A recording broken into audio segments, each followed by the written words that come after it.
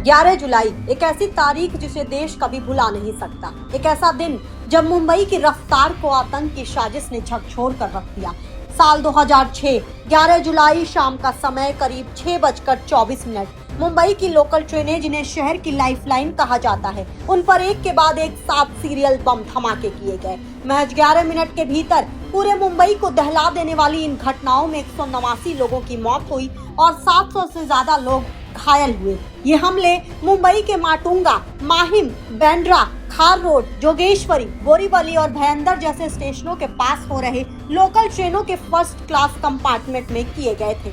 धमाकों में pressure cooker में रखे बमों का इस्तेमाल किया गया था, जिनमें आरडीएक्स और अमोनियम नाइट्रेट जैसे विस्फोटक भरे थे। कई जगहों पर बम विस्फोटकों के कारण वेस्टर्न रेलवे पूरी तरह से ठप हो गई। ट्रेन बंद होने के कारण सड़क यातायात पर असर दिखा। दक्षिण मुंबई से उत्तर पश्चिमी उपनगरों तक सभी मुख्य सड़कें जाम हो गई। लोग घर पहुंचने के लिए भीड़ भरे बीएसटी बसों और टैक्सियों में ठूस गए। कई लोग ट्रकों और पिकअप वाहनों पर लटक गए। कई लोगों ने उस रात दक्षिण मुंबई में अपने दफ्तरों या परिचितों के घरों में रुकना सही समझा। जांच एजेंसियों ने इस हमले के पीछे लश्कर-ए-तैयबा और सिमी जैसे आतंकवादी संगठनों का हाथ पाया। करीब 9 साल लंबी सुनवाई के बाद 12 आरोपियों को दोषी ठहराया गया, जिनमें से 5 को फांसी और 7 को उम्र कैद की सजा दी गई। लेकिन इस हमले के बाद जो सबसे बड़ी बात सामने आई वो थी मुंबई की हिम्मत। जहां एक और ट्रेनों में लाशें थी, चीख पुकार थी, वहीं दूसरी सुबह मुंबई फिर से उठ खड़ी हुई, अपने जख्मों के साथ लेकिन हौसले के साथ भी। अब इस पूरे मामले में एक नया मोड़ आ गया है। जी हाँ, लोगों के दर्द, आंसू और मुंबई हमले के साजिशकर्ताओं के आतंक की कहानी के 19 साल बाद बॉम्बे हाई कोर्ट ने इस मामले में एक बड़ा फैसला सुनाया है। कोर्ट ने 12 लोगों को बेगुनाह करार देते हुए बरी कर दिया। इनमें से 5 को विशेष अदालत ने मौत की सजा और बाकियों को उम्र कैद की सजा सुनाई थी। कोर्ट का कहना है कि अभियोजन पक्ष इस मामले को साबित करने में पूरी तरह से नाकाम रहा है। ये फैसला उस दर्दनाक हादसे के करीब 2 दशक बाद आया, जब मुंबई की लोकल ट्रेनों में हुए सिलसिलेवार धमाकों ने सैकड़ों जिंदगियों को तबाह कर दिया था। जस्टिस अनिल किलोर और जस्टिस श्याम चांदक की विशेष बेंच ने कहा कि अभियोजन पक्ष मामले को साबित करने में पूरी तरह से नाकाम रहा है।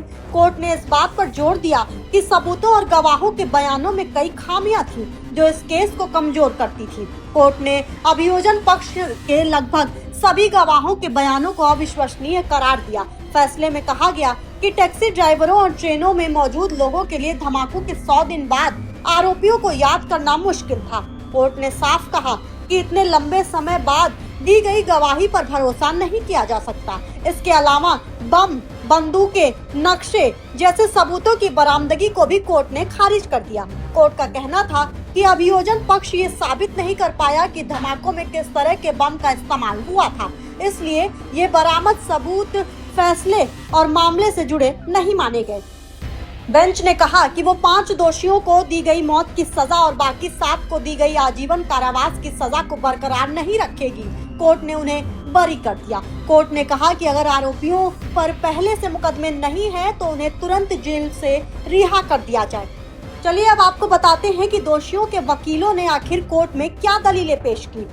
दोषियों के वकीलों ने तर्क दिया कि महाराष्ट्र एटीएस द्वारा यातना के माध्यम से प्राप्त उनके अतिरिक्त न्यायिक इकबालिया बयान कानून के तहत स्वीकार्य नहीं थे। उन्होंने ये भी तर्क दिया कि आरोपियों को झूठा फंसाया गया था, वो निर्दोष थे और बिना किसी ठोस सबूत के 18 साल से जेल में सड़ रहे थे। उनकी जिंदगी के सबसे अच्छे साल जेल में बीत गए। अपीलकर्ताओं ने कहा कि ट्रायल कोर्ट ने उन्हें दोषी ठहराने में गलती की और इसलिए उस आदेश को रद्द किया जाना चाहिए। वकीलों ने कोर्ट में कहा कि पुलिस ने आरोपियों को बहुत मारा पीटा और उनसे जबरदस्ती झूठे बयान लिए, इसलिए उन बयानों को सबूत नहीं माना जाना चाहिए। उन्होंने ये भी कहा कि इन लोगों को बिना किसी सबूत के इतने सालों तक जेल में रखना गलत है। कोर्ट को निचली अदालत के फैसले को बदलना चाहिए। बता दें कि इस पूरे मामले पर अब जमीयत-ए-उलमा-ए-हिंद का भी बयान सामने आया है। जी हाँ, बॉम्बे हाई कोर्ट के इस फैसले पर जमीयत-उलमा-ए-हिंद के अध्यक्ष अरशद मदनी ने भी बयान जारी किया है। उन्होंने कहा कि जमीयत-ए-उलमा-ए-हिंद को एक और बड़ी कामयाबी मिली। बॉम्बे हाई कोर्ट ने 5 आरोपियों की मौत की सजा से बरी कर दिया और 7 अन्य की आजीवन कारावास की सजा भी रद्द की। ये फैसला 2006 के 7/11 मुंबई ट्रेन विस्फोट मामले में सुनाया गया। ये फैसला 19 साल बाद आया है, जो बॉम्बे हाई कोर्ट का एक ऐतिहासिक फैसला है। हाई कोर्ट ने निचली अदालत के फैसले को गलत ठहराया।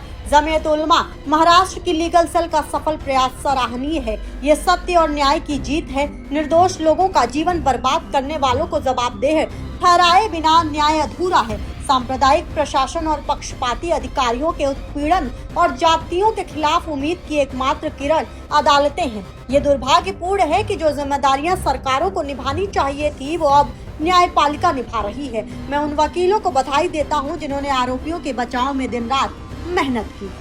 लेकिन इस सब के बीच में मुंबई की लोकल सिर्फ ट्रेन नहीं है, ये जज्बा है, जुनून है और जिंदा रहने की मिसाल है। इसलिए लाखों करोड़ों लोगों की जिंदगियां अब पटरी पर तो आ गई हैं, लेकिन उस आतंकी हमले की कहानी अभी भी लोगों के जहन में दहशत बनकर बैठी हुई है। ये खबर आपको कैसी लगी, कमेंट के माध्यम से जरूर बताइए और देखते रहिए आज की खबर।